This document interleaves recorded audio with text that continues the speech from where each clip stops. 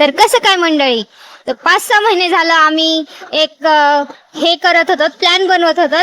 तर तो प्लॅन आज जाऊन सक्सेस होत आहे.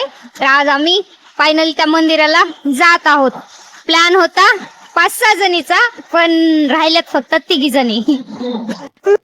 आम्ही जसजसे पुढे जात होतो तस तसा एवढा सुंदर एरिया वाटत होता ना हा.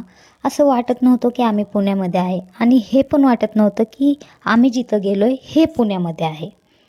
कारण एवढा सुंदर एरिया, एवढे स्वच्छ रस्ते, बिलकुल क्राऊड नाही, बिलकुल ट्रॅफिक नाही, वाहनांची गर्दी नाही, कसलं सिग्नल नाही, काय नाही.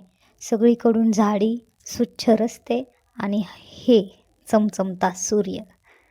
नंतर आम्ही फायनली त्या मंदिरामध्ये पोहोचलो, ज्या मंदिरासाठी आम्ही 5-6 महिने झालं प्लॅन बनवत होतो जाण्यासाठी. कारण खूप साऱ्या रील पाहत होतो, रील व्हायरल होत होत्या. कारण म्हणतात की हे जागृत देवस्थान आहे श्री हनुमानजींचं, आणि इथे इच्छा पूर्ण होतात, नवस पूर्ण होतात.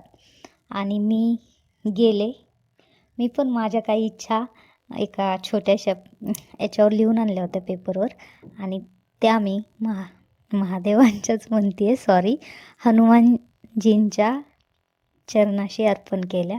मी हनुमानांना भाऊ मानते, तर प्रेमाने मी त्यांना भ्राताश्री म्हणते. जो मैं चाहूं वो मैं पाऊं, जिंदगी में जीत जाऊं, बस इतना सा ख्वाब है.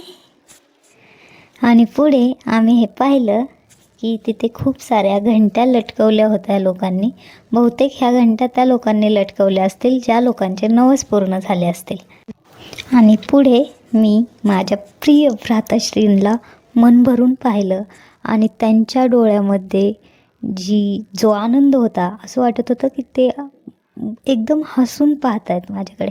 आणि मी कोणत्या मंदिरात जावे आणि तिथे मला महादेव नाही भेटावे, असं कधी होतच नाही. आणि आम्ही तिथे थोडा वेळ बसलो, थोडी शांतीचा अनुभव केला, सुंदर अनुभव होता. तर आता आम्ही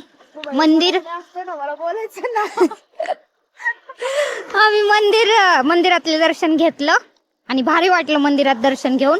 आणि आता आम्ही निघालो आहोत. कुठं निघालो?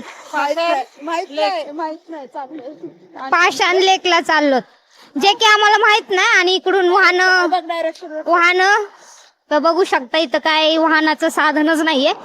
तर पुढे आम्ही काय केलं हे पहा तुम्ही या व्हिडिओच्या दुसऱ्या पार्टमध्ये.